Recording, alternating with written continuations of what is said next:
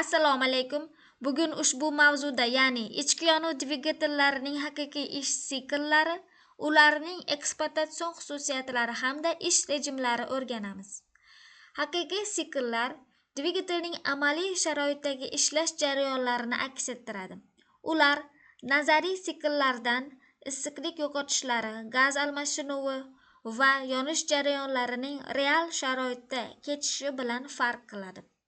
Mavzu davomida dvigatelning samaradorligi, ishonchliligi, iqtisodiyligi va optimalligi kabi muhim ko'rsatkichlar tahlil qilinadi.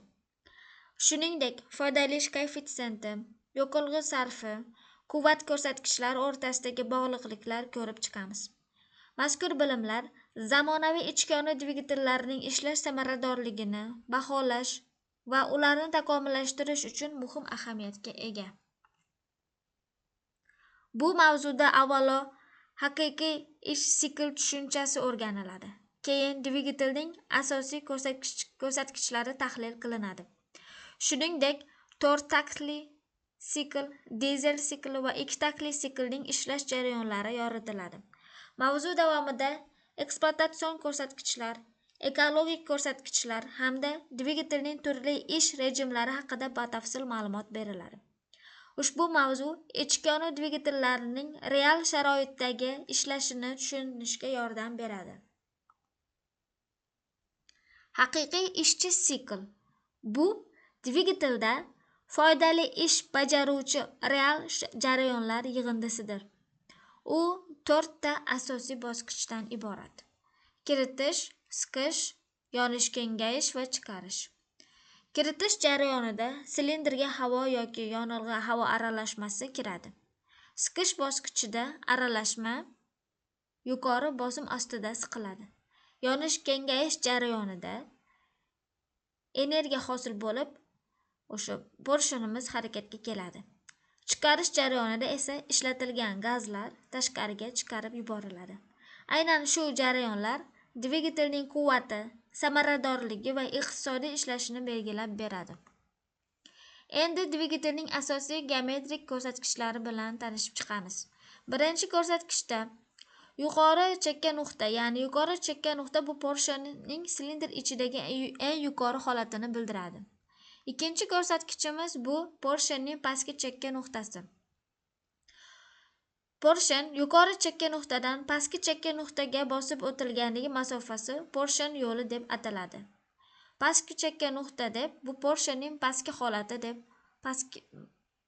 pastki holati hisoblanadi. To'rtinchi ko'rsatkich silindr diametri. U silindrning ichki diametrida ifodalanadi va D harfi bilan belgilanadi. Mazkur ko'rsatkichlar dvigatelning ish rejimini, quvvatini va samaradorligini aniqlashda muhim ahamiyatga ega. Takt porshonning bir yurishda bajariladigan ish jarayonidir. Sikl esa dvigatelda sodir bo'layotgan barcha jarayonlarning to'liq ketma-ketligidir. U kiritish, siqish, yonish, kengayish va chiqarish bosqichlaridan iborat. 2 taktli dvigatelda bitta ish sikli 2 takt davomida bajariladi. Tuzilishi oddiy bo'ladi, lekin yonilg'i sarfi ifloslanishi darajasi yuqoriroq bo'ladi. 4 taktli dvigatelda esa bitta ishchi sikl 4 ta takt davomida amalga oshadi. Bu dvigatellar murakkabroq tuzilgan bo'ladi-da, lekin yonilg'i tejamkorligi va ekologik ko'rsatkichlari yaxshiroq hisoblanadi. 4 taktli dvigatelda bir silindri, ya'ni o'sha bitta ishchi sikl 4 ta takt ketma-ketligida amalga oshadi. Birinchi taktda kiritish porshon pastga qarab harakatlanadi. Kiritish klapani ochiladi va aralashma silindrga kiradi. Ikkinchi takt siqish porshon yuqoriga ko'tariladi, klapanlar yopiladi va aralashma siqiladi. Uchinchi takt yonish kengayish.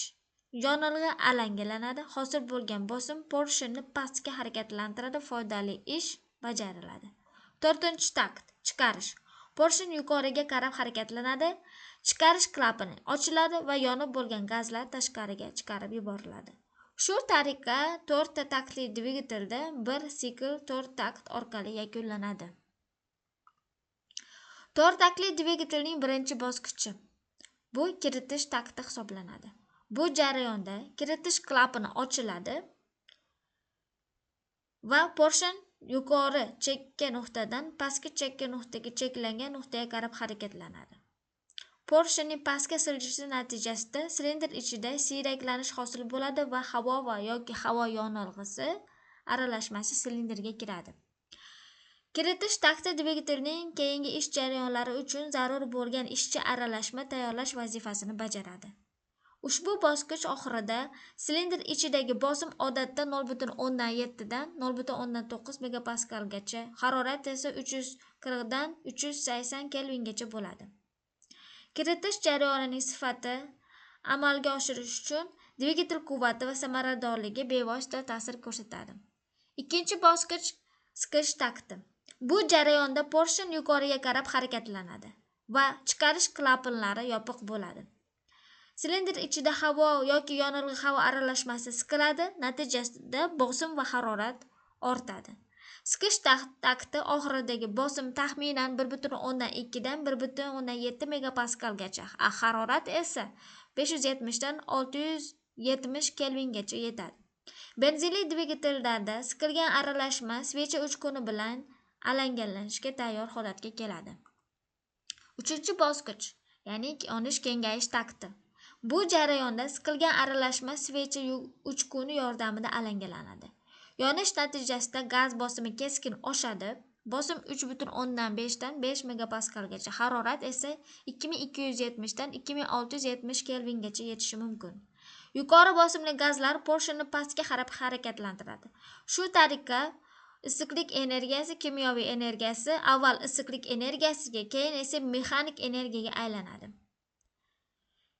Aynan shu takt davomida dvigatel foydali ishni bajaradi. To'rtinchi bosqich bu chiqarish takti. Bu jarayonda portion yuqoriga harakatlanadi va chiqarish klapani ochiladi. Yonishda hosil bo'lgan gazlar silindrdan tashqariga chiqarib yuboriladi. Chiqarish takti oxirida bosim taxminan 1.1 dan 1.2 megapaskalgacha, harorat esa 770 dan 1100 kelvin atrofida bo'ladi. Ushbu jarayon silindrning keyingi takti uchun tayyorlaydi.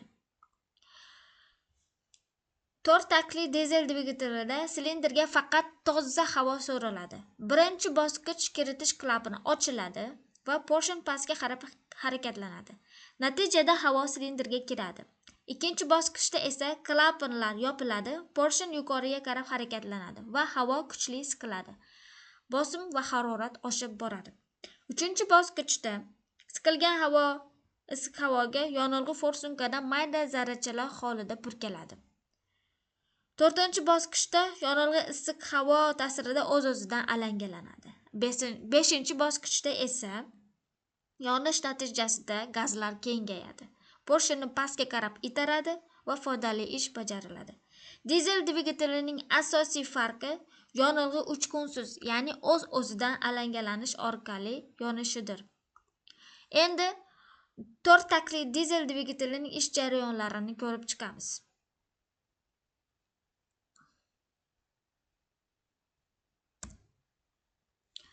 Bunda birinchi bosqichda havo kiritish klapani ochiladi va portion pastga qarab harakatlanadi. Buni oldingi slaydda aytib o'tilganimizdek, hamma 5 ta bosqich amalga oshadi. Bunda asosiy farq dizelda benzinga nisbatan o'z-o'zidan alangalanish sodir bo'ladi. Endi benzin va dizel dvigatellarini ishlash prinsipi bo'yicha bir-biridan farqlanishini ko'ramiz. Benzin dvigatelida yonilg'i havo aralashmasi svecha, ya'ni uchqun yordamida alangalanadi. Dizel dvigatelida esa yonilg'i siqilgan issiq havo natijasida, ya'ni ta'sirida o'z-o'zidan yonadi. Benzin dvigatellarida siqish darajasi 6,5 dan 10 gacha bo'ladi. Dizel dvigatellarida esa bu ko'rsatkich 12 dan 22 gacha yetadi. Tejamkorlik va aylantiruvchi moment bo'yicha dizel dvigatellar ustunroq hisoblanadi. Benzin dvigatellar esa yuqori tezlikda ishlashga ko'proq moslashgan hisoblanadi. Ikki taktli dvigatelning soddaligi, yengilligi va yuqori quvvat zichligi bilan ajralib turadi. Bunday dvigatellar Kirchhoff-Shatun valining aylanishida ikkita takt bajaradi. Birinchi taktda siqish va ish takti. Porsche yuqoriga qarab harakatlanadi, aralashma siqiladi va yonadi. Yonish natijasida gazlar kengayib, Porscheni pastga qarab harakatlantiradi. Ikkinchi taktda esa gazlar chiqarish va to'ldirish takti. Porsche harakati davomida ishlatilgan gazlar chiqariladi. Yangi aralashma esa silindrga kiradi. Ikki taktli dvigatelning afzalligi shundaki, konstruksiyasi sodda, yengil va ixcham bo'lishdir. Ammo yoqilg'i sarfi yuqoriroq, chiqindi gazlar miqdori ko'proq va shovqin darajasi nisbatan balandroq bo'ladi. Endi ikkala takt, ya'ni 2 taktli va 4 taktli dvigatellarni taqqoslaymiz. Quvvat bo'yicha 2 taktli dvigatellar ustunlikka ega, chunki har bir kirbash-shaton aylanishda ish yo'li bajariladi. 4 taktli dvigatellarda esa ish yo'li har bir aylanishda bir martada sodir bo'ladi. Tejamkorlik jihatidan 4 taktli dvigatellar afzalroq hisoblanadi. Ular yoqilg'idan samaraliroq foydalanadi va sarfi kamroq bo'ladi. Ekologik ko'rsatkichlar bo'yicha ham 4 taktli dvigatellar ustun. Ular zararli chiqindilarni kamroq chiqaradi va atrof muhitga ta'siri nisbatan past. Konstruksiyasi nuqtai nazaridan 2 taktli dvigatellar sodda va ixcham tuzilishga ega. 4 taktli dvigatellar esa murakkabroq bo'lsa-da, ishonchliligi va xizmat muddati yuqoriroq hisoblanadi.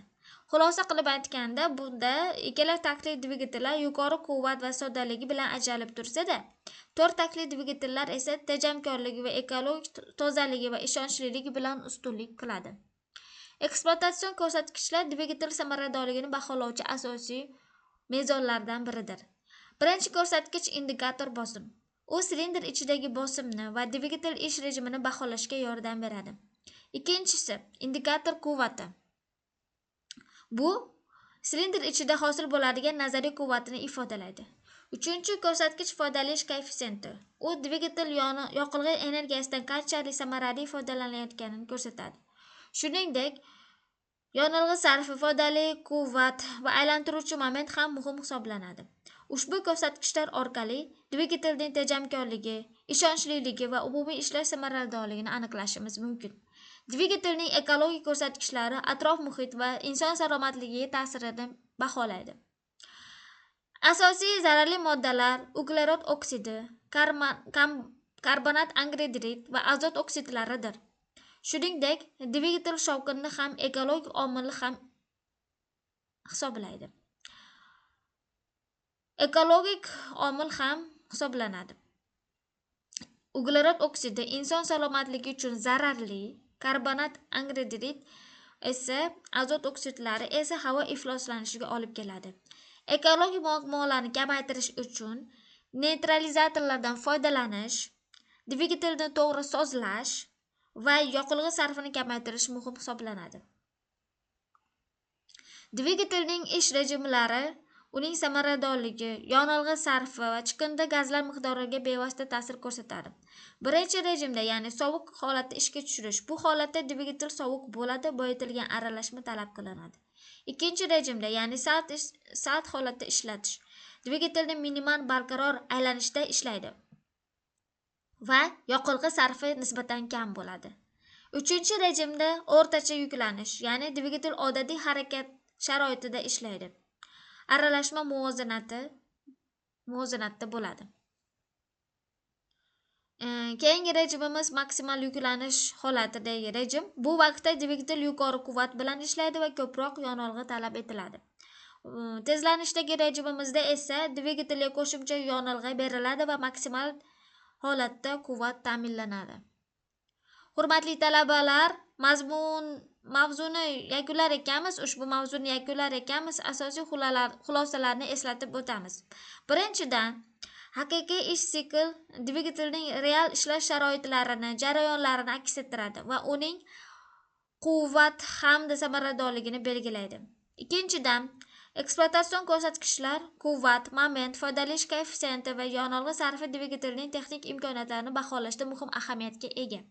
Uchinchidan, dvigatelning ish rejimlari tejamkorlik, quvvat va ekologik ko'rsatkichlarga bevosita ta'sir ko'rsatadi. Ichki dvigatellarining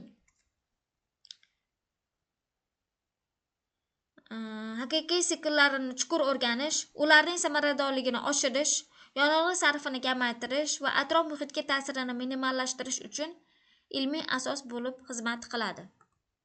E'tiboringiz uchun rahmat.